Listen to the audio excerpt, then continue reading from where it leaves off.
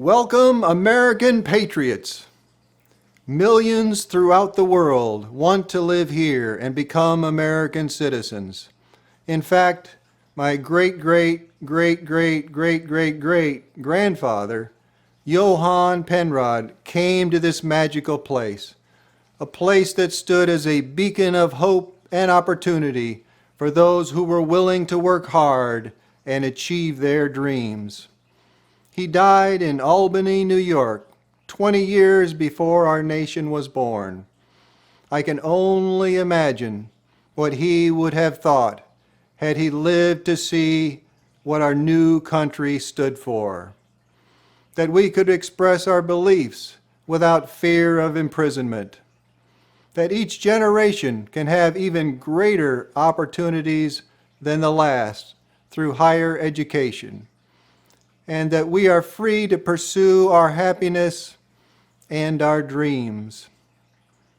It was a warm summer day in Philadelphia, the year 1776. On that day, the Continental Congress declared our independence from Great Britain. What they said was quite remarkable and still includes some of our most important and cherished guiding principles today. They said that there are certain truths that are obvious, that we are all created equal, that we have been granted fundamental rights by our Creator that shall not be taken away: life, liberty, and the pursuit of happiness. They said that it's our government's responsibility to secure these rights for us. And if the government becomes either unable or unwilling to provide those rights, it's within our power to alter the government in order to fully restore them. So let me ask you today, is our government upholding these rights? What about treating us as equals? If they're doing such a good job, then why is the opportunity for economic prosperity so unequal today? Is our government fully supporting our right to life? Then why are almost 100 million Americans unable to afford the health care that they need? And also, why is gun violence claiming over 40,000 lives per year and increasing? Then how about liberty? Do you feel free when the government is forcing some Americans to either get a COVID vaccine or lose their job? And what about the pursuit of happiness? I'm sure that the 38 million poor people in our country have little hope to achieve their dreams and ultimately their happiness. They are just trying to survive, to keep a roof over their heads and put food on the table. What has our government done to end the cycle of poverty and allow these poor souls to pursue happiness? The Declaration of Independence says in no uncertain terms that the government must secure these rights for us. So what's wrong with our government? Why isn't it doing so? It's time to see just how deep the rabbit hole goes. All that I am offering you is the truth. Let's take an example. The cost of prescription drugs. Prescription drugs are necessary to support longevity and keep us well. They help us maintain our right to life, so the government must ensure that they are available to all who need them. However, Americans are paying almost twice as much for the exact same drugs as those who live in other countries. So much so that 58 million unfortunate Americans cannot afford their prescription drugs. However, there is a bill in Congress called the Lower Drug Costs Now Act. This bill would align the prices we pay with those paid by citizens of Australia, Canada, France, Germany, Japan, and the United Kingdom. It comes as no surprise that 83% of Americans favor the negotiation of drug prices in this manner. This bill has been batted around for over 2 years in Congress and has never gone anywhere. Although some of our legislators voted for this bill, far too many have voted against it. Why hasn't Congress passed a bill like this decades ago? It's a no-brainer, as they say. The answer is really quite simple. In 2021 alone, drug companies have spent over $177 million on lobbying and campaign contributions. Now, for those of you who don't know about lobbying and how it works, these companies hire people to persuade our legislators to vote against the Lower Drug Costs Now Act. They make sure that it's understood that their big campaign contributions will dry up if the legislators don't vote against that bill. Basically, this is money for votes. Big money wins and we lose. This is just an example that clearly demonstrates America's dilemma. Thanks to the despicable practices of the government. It happens over and over again. It happens on gun control legislation, on tax legislation, health care, student loans, social welfare, immigration reform, climate control, affordable housing, and so on. As a consequence, the actions of our jackass government leaders are so petty, so limited, and so ineffective that they are utterly failing to serve the people, failing to uphold the rights that were granted to us by our Creator.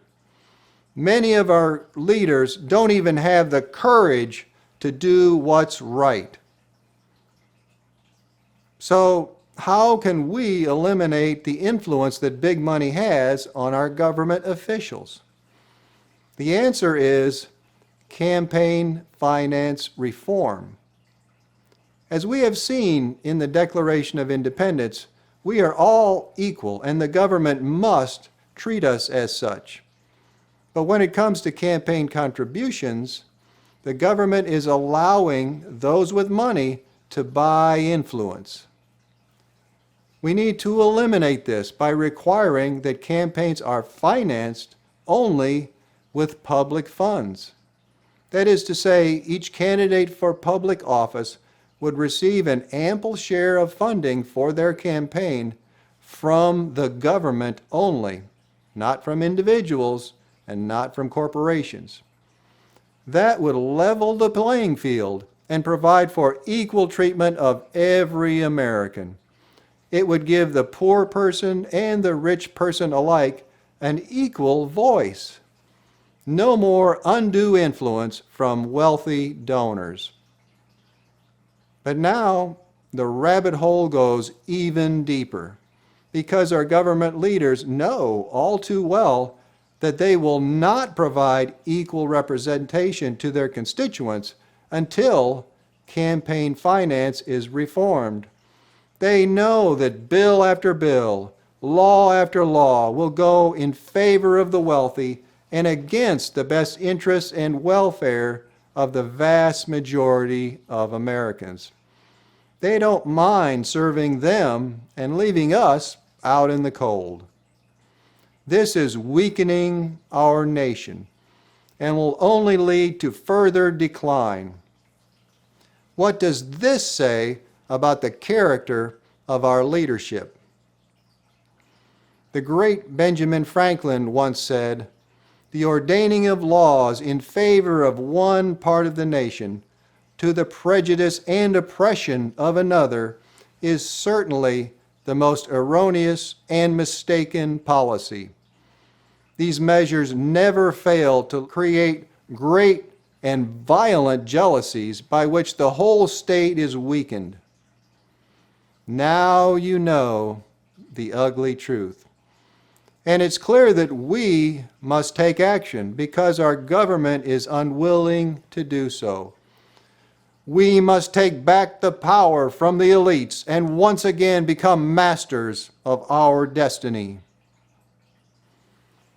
This is the American Patriots channel. It's far more than just a YouTube channel. It's a movement. We stand for peaceful and lawful reform of the government in order to restore our rights as defined by the Declaration of Independence, the Bill of Rights, and the Constitution. Join me in this fight to wrestle power away from wealthy individuals and corporations and place it back where it belongs, with the people. The greatest challenge to our democracy does not lie with an external enemy. It lies within us, the American people. The most dangerous thing that we could do is to choose to do nothing. We would set ourselves on a course to risk losing everything that our ancestors fought so hard to achieve. So instead, we must choose action, which is in keeping with our very nature and courage as a nation. Our path to restore freedom and prosperity for all Americans involves 3 steps. First, we must publicize, get the word out. Then we must organize, gather, and unite.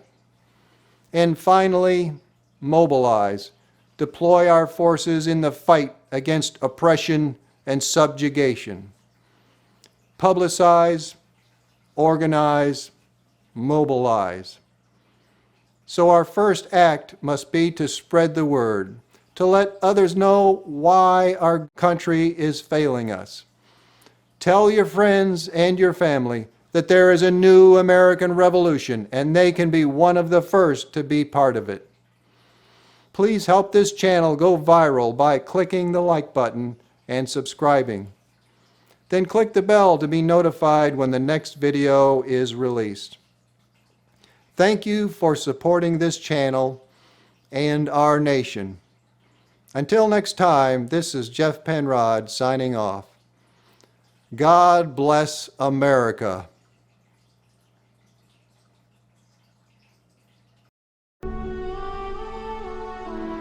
Many months of sacrifice and self-discipline lie ahead, months in which both our patience and our will be tested, months in which many threats and denunciations will keep us aware of our dangers. But the greatest danger of all would be to do nothing. The path we have chosen for the present is full of hazards, as all paths are. But it is the one most consistent with our character and courage as a nation and our commitments around the world. The cost of freedom is always high, but Americans have always paid it. And one path we shall never choose, and that is the path of surrender or submission.